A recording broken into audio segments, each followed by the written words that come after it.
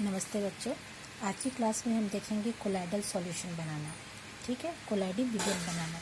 सबसे पहले हम लोग अम्ल ले लिए, कोई सा भी अम्ल ले सकते हैं, हाइड्रोक्लोरिक अम्ल, नाइट्रिक अम्ल, सल्फ्यूरिक अम्ल, एसिटिक अम्ल, कोई सा भी अम्ल लीजिए। क्षार, कोई सा भी क्षार ले सकते हैं। ठीक है, आपकी मर्जी के अनुसार sodium hydroxide, potassium hydroxide, ammonium hydroxide, ठीक, शुगर, शक्कर, नमक या यूरिया। इसको हम अगर पानी में घोल देते हैं तो पानी में अच्छी तरीके से घुलने के बाद क्या आपको ये जो कण हैं, विलय के जो कण हैं और विलायक के कण अलग अलग दिखाई देते हैं क्या? नहीं।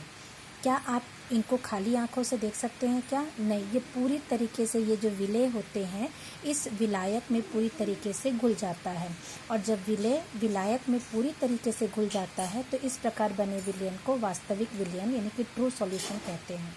ठीक। दूसरा, आप गोंद ले लीजिए, सर्फ ले लीजिए, स्टार्च ले लीजिए। स्टार्च कहाँ से मिलता है? जैसे हम आलू को काटते हैं और आलू को काटने के बाद पानी में डुबो कर रखते हैं तो कुछ देर के बाद पानी में आपका सफ़ेद रंग का पाउडर जमा हो जाता है, वो पाउडर स्टार्च होता है, मार्केट में भी मिलता है।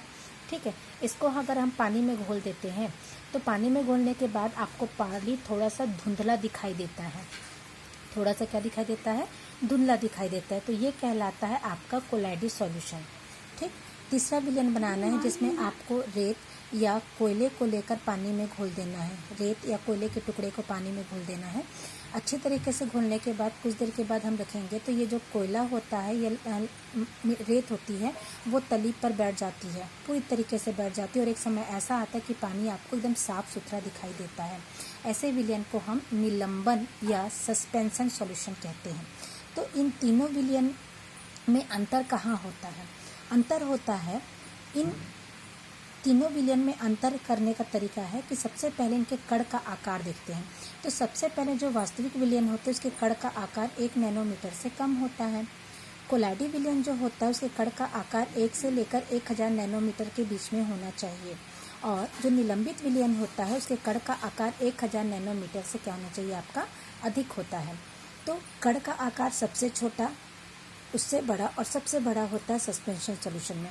क्योंकि कण का आकार बहुत छोटा होता है इसलिए साधारण फिल्टर पेपर या जंतु झिल्ली जो होती है, अर्धपारगम्य झिल्ली जो होती है, वो वास्तविक विलयन में से विलय और विलायक के कणों को अलग नहीं कर सकते।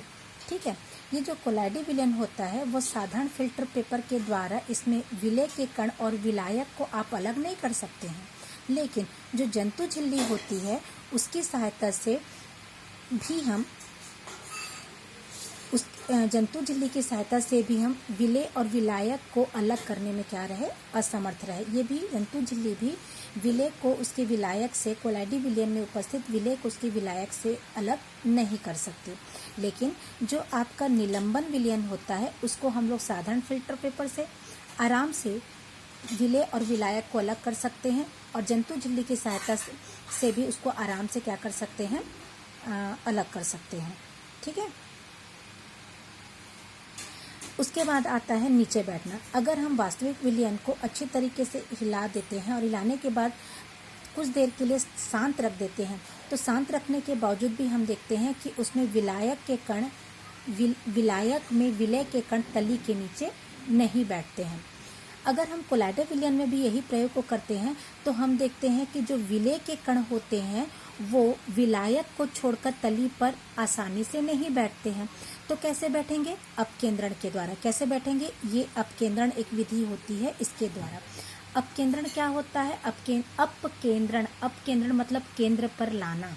ठीक है, इसमें एक मशीन होती है और उस मशीन में जिसको भी हमको छानना होता है, जिसको भी हमको अलग करना होता है उस मशीन में डाल देते हैं।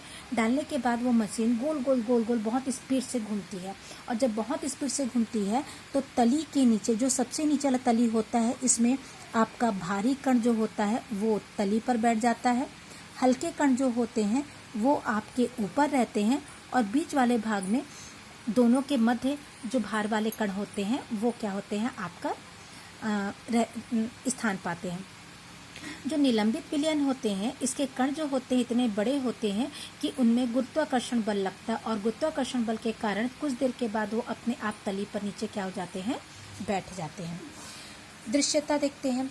अब वास्तविक विलयन के कण हमको कभी भी दिखाई नहीं देते हैं, चाहे वो अति सूक्ष्म माइक्रोस्कोप ही क्यों ना हो। जो विलय के कण होते हैं वो जो कोलाइडल कण के जो कण होते हैं, कोलाइडी विलयन में जो कण होते हैं, खाली आंख से तो बिल्कुल नहीं दिखाई देते, लेकिन अगर हम इसको देखने के लिए अति सूक्ष्म माइक्रोस्कोप का प्रयोग करते हैं तो वो हमें आसानी से दिखाई देने लगते हैं, कण ब्राउनी गति करने लगते दिखाई देते हैं।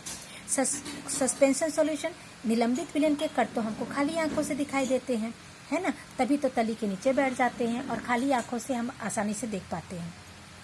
पृथक्करण, वास्तविक विलयन में विलय को विलायक से सामान्य विधि के द्वारा आप अलग नहीं कर सकते और न ही अल्ट्राफिल्ट्रेशन के द्वारा अलग कर सकते हैं। तो कैसे अलग कर सकते हैं?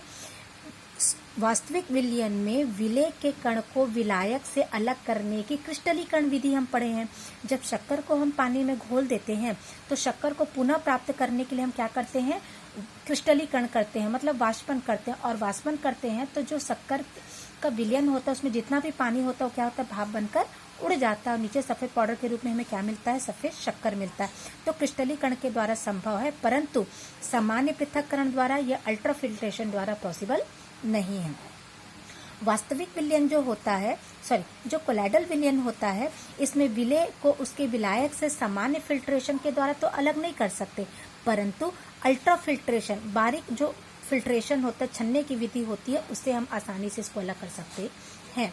और सस्पेंशन सॉल्यूशन, बालू को पानी में घोलने के बाद पानी और बालू को अलग कर सकते हैं। हाँ, कैसे? कुछ देर छोड़ दीजिए, छोड़ने के बाद बालू नीचे बैठ जाएगा और आपका पानी जो है वो ऊपर रहेगा। आसानी से निथार कर हम बालू को पानी से या सस्पेंशन सॉल्यूशन में से विलय और विलायक के कण को अलग से अलग कर सकते हैं। ठीक। विसरण क्या होता है?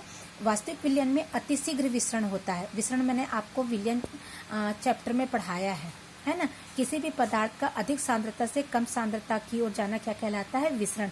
तो वास्तविक विलयन में विसरण तेजी से होता है, जबकि कोलाइडल सॉल्यूशन में विसरण धीमी गति से होता है और निलंबित विलयन में विसरण नहीं होता है। क्यों? क्योंकि इसके कण का आकार बहुत बड़ा होता है, इसलिए ये विसरण की क्रिया में भाग नहीं लेते हैं। ठीक है।